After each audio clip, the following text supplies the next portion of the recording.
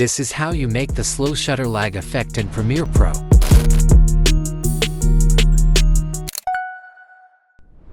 To begin, import a clip onto your timeline that contains a lot of movement.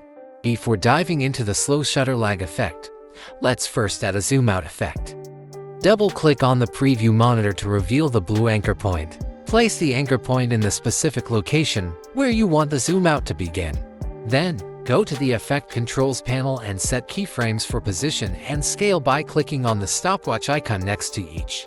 Now, move these keyframes forward a few seconds until punching starts in the clip. Then set the starting keyframes by adjusting the scale and position values. Once the animation stops, cut the clip, select your second clip and go over to the Effects panel and search for the echo effect, then apply it by double-clicking. Next, head over to the Effect Controls panel.